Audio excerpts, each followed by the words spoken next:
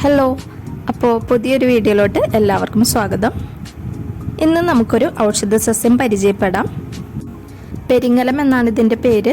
ഇതിന് വേറെ കുറേ പേരുകളുണ്ട്. ഓരോ സ്ഥലത്ത് ഓരോ പേരിലാണ് ഇത് അറിയപ്പെടുന്നത്.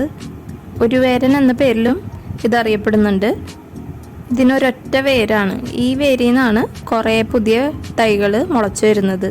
അതുകൊണ്ടായിരിക്കും അങ്ങനെ ഒരു വേരെന്നുള്ളൊരു പേര് കിട്ടിയത്. ഇതുകൂടാതെ പെരുക്, വട്ടപ്പെരുക്, പെരുവലം അങ്ങനെ പല പേരിലും ഇതറിയപ്പെടുന്നുണ്ട്.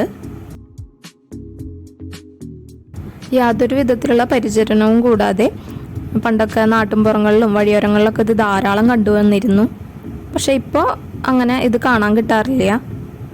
പണ്ടുള്ളവർ ഓണക്കാലത്തൊക്കെ പൂക്കളിടാനായിട്ട് ഇതിൻ്റെ പൂക്കൾ ഉപയോഗിച്ചിരുന്നു. ശലഭങ്ങളെ ആകർഷിക്കാനുള്ള കഴിവ് ഇതിൻ്റെ പൂക്കൾക്കുണ്ട്.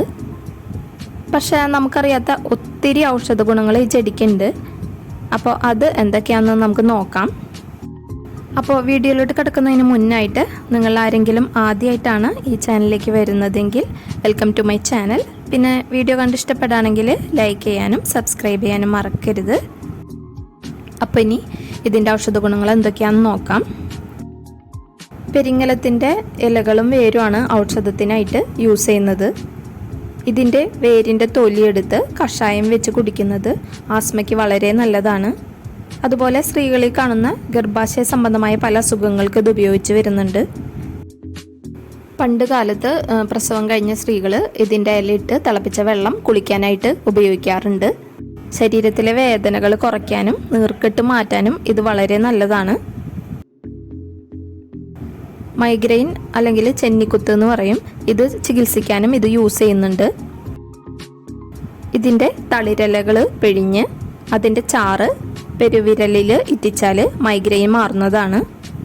വലതുഭാഗത്താണ് വേദനയെങ്കിൽ ഇടതുഭാഗത്തെ പെരുവിരലിലും, ഇടതുഭാഗത്താണ് വേദനയെങ്കിൽ വലതുഭാഗത്തെ പെരുവിരലിലും ആണ് നമ്മൾ ഇതിൻ്റെ നീര് ഇറ്റിക്കേണ്ടത്. ഇനിയിപ്പോൾ ഇങ്ങനെ ചെയ്യാൻ പറ്റിയില്ലെങ്കിൽ ഇതിൻ്റെ ഇല നല്ലതുപോലെ ചതച്ച് പെരുവിരലിൽ കെട്ടിവെച്ചാലും മതി. അതുപോലെ കുഴിനകം ചികിത്സിക്കാനായിട്ടും ഇത് യൂസ് ചെയ്യുന്നുണ്ട്.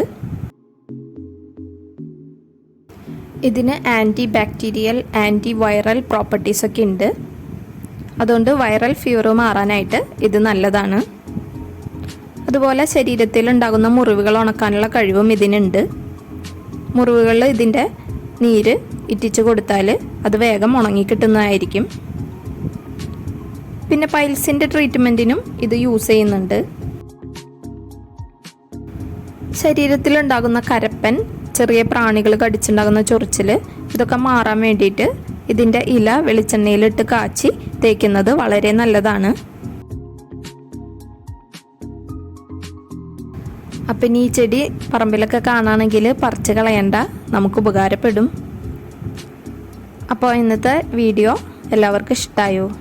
ഇഷ്ടപ്പെട്ടെങ്കിൽ ലൈക്ക് ചെയ്യാനും സബ്സ്ക്രൈബ് ചെയ്യാനും മറക്കരുത്. പിന്നെ അതിൻ്റെ തൊട്ടടുത്തുള്ള ബെൽ ബട്ടൺ ക്ലിക്ക് ചെയ്ത് ഓൾ എന്ന ഓപ്ഷൻ എനേബിൾ ചെയ്യുകയാണെങ്കിൽ ഞാൻ വീഡിയോസ് അപ്ലോഡ് ചെയ്യുന്ന സമയത്ത് നിങ്ങൾക്ക് അതിൻ്റെ നോട്ടിഫിക്കേഷൻ ലഭിക്കുന്നതായിരിക്കും. അപ്പം ഇനി വേറൊരു വീഡിയോ ആയിട്ട് വരാം. അതുവരേക്കും ബൈ, ടേക്ക് കെയർ.